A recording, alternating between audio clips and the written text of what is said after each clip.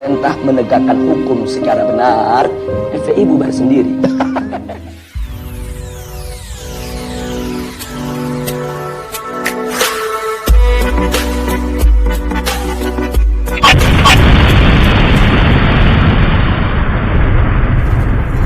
Makanya saya pernah dengar Habib bilang kalau tidak ada maksiat, kan bilang diminta FPI Bubar. dibubarkan. Iya. Habib bilang apa waktu Ya, itu? jadi kalau maksiat itu sudah tidak ada di Republik ini, pemerintah menegakkan hukum secara benar, FPI bubar sendiri. Pemerintah menegakkan hukum secara benar, FPI bubar sendiri. Pemerintah menegakkan hukum secara benar, FPI bubar sendiri. Pemerintah menegakkan hukum secara benar, FPI bubar Tapi sendiri. apabila FPI ini melakukan kekerasan, itu tidak dibenarkan. Tidak dibenarkan. Jadi di dalam organisasi FPI ini ada prosedur standar. Yang pertama, kita menunggu laporan masuk.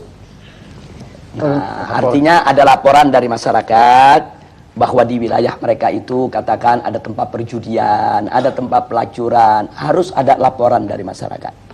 Jadi tidak ujuk-ujuk FPI datang tanpa permintaan masyarakat. Ujuk-ujuk. Ini masih ada logat Betawinya ya. Iya, jabat ujuk itu bahasa Inggrisnya apa itu kan?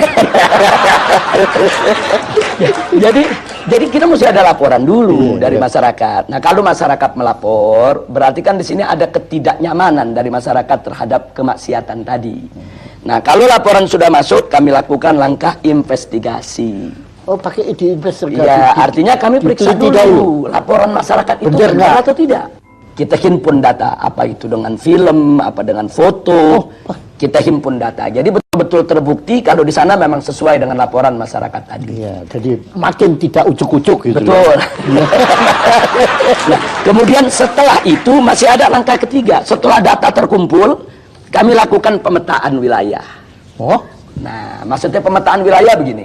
Kalau mayoritas masyarakat di wilayah tersebut setuju dengan tempat maksiat tadi, mungkin ada anaknya yang bekerja di sana, mungkin ada warganya yang jadi tukang parkir di sana. itu diperhitungkan. Kita itu namanya pemetaan wilayah.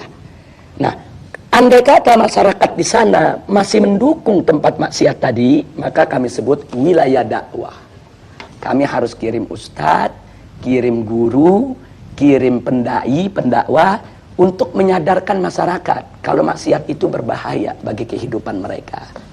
Itu bisa setahun, bisa 2 tahun, bisa 3 tahun, bisa 5 tahun. Kesadaran masyarakat ini Dan kan, itu pernah terjadi. dan memang sering, bukan pernah, sering terjadi. Makanya ada sejumlah tempat maksiat sampai hari ini tidak disentuh oleh FPI. Nah, orang yang tidak paham, mereka pikir, oh ini nyetor sama FPI. Kan begitu. Iya, tapi saya mau tanya nggak sampai hati. Bebas saja untuk kita Ujuk-ujuk kami. Jadi maksudnya kalau tempat tersebut, kalau warganya masih mendukung, kemudian kita melakukan satu aksi fisik lah katakan, itu kan akan jadi konflik horizontal antara FPI dengan masyarakat, Pak Jaya. Dan itu Dan dihindari. itu tidak boleh. Kalau setelah kami investigasi, ternyata masyarakat mayoritas memang nggak suka dengan maksiat tadi. Cuma mereka tidak tahu jalan bagaimana cara menutupnya. Mereka sudah lapor ke RT, ke RW, ke lurah, tapi tidak membuahkan hasil. Nah, ini kami sebut wilayah hisbah. Artinya dukungan masyarakat kan kita sudah dapat. Nah, tinggal bagaimana menuntun masyarakat tadi untuk menutup tempat maksiat tadi. Bagaimana cara kami tuntun? Kami bawa mereka ke tingkat yang lebih tinggi. Kami bawa ke camat, kami bawa ke gubernur, kami bawa ke DPRD untuk dialog. Kami ajak mereka untuk mendemo secara damai, kirim surat, kumpulkan tanda tangan masyarakat yang minta itu ditutup. Nah, manakala aparat sudah turun, tutup, karena tekanan masyarakat begitu kuat, tugas FPI selesai. Makanya saya pernah dengar Habib bilang kalau tidak ada maksiat, kan bilang diminta FPI Bubar. dibubarkan. Iya. Habib bilang apa waktu Ya, itu? jadi kalau maksiat itu sudah tidak ada di Republik ini, pemerintah menegakkan hukum secara benar, FPI bubar sendiri. Saya kasih contoh. Sekarang yang namanya judi kan ada undang-undang yang melarang. Iya, iya. Yang namanya pelacuran kan ada undang-undang yang melarang. Iya. Yang namanya minuman keras kan juga ada aturannya semuanya. Kalau ini semua ditegakkan oleh pemerintah dengan baik, dengan benar, berarti kan pelacuran tidak ada. Berarti kan perjudian tidak ada. Nah, kalau ini dilakukan dengan benar, FPI kehilangan kerjaan, Pak Jaya. Itu kalau kami boleh tahu, itu kasusnya apa yang Habib sampai masuk penjara itu? Yang di penjara itu pertama waktu tahun 2003. Oh, yang pertama? Ya, 2003 Ya. itu sebetulnya simpel saja. Saya diundang dialog macam ini di sebuah stasiun televisi. Oh iya? Kita berdebat dengan salah seorang perwira televisi. Nah, kemudian di dalam debat tersebut pihak kepolisian itu mengatakan di Jakarta ini tidak ada tempat judi. Tapi saya mengatakan ada tempat judi, Anda jangan bohong.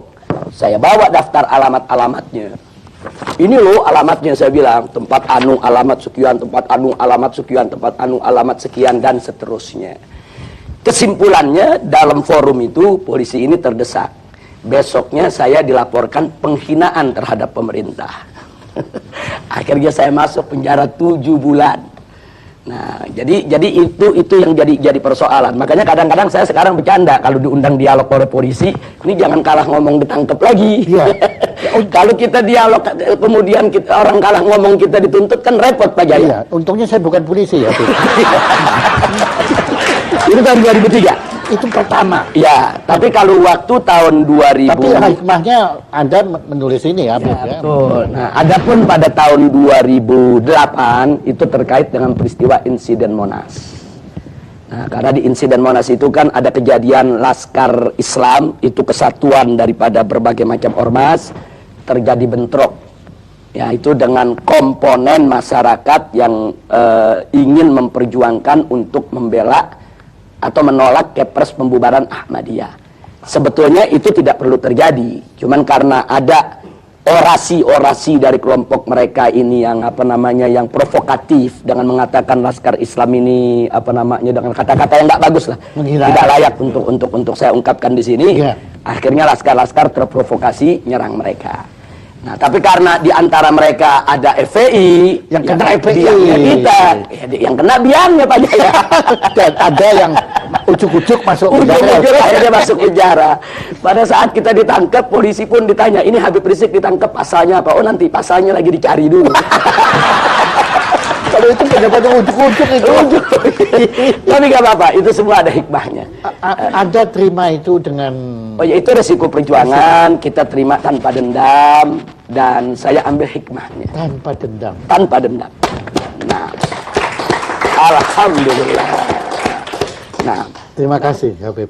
Ya, ini suatu pencerahan, satu pelajaran, pengalaman, masukan informasi bagi kita semua untuk lebih bisa memahami makna perjuangan FPI yang sebenarnya. Ya, dan moga-moga juga siaran talk show yang sederhana ini ya itu bisa didengar juga oleh pemirsa-pemirsa sebanyak mungkin supaya mereka pun atau kami ya, saya beratasnya mereka juga bisa memahami dan kita bukan lagi takut, bukan lagi curiga, bukan lagi benci pada FPI, tapi kita mungkin bisa bersama-sama FPI untuk memerangi maksiat di angkara murka di negara kita tercinta ini.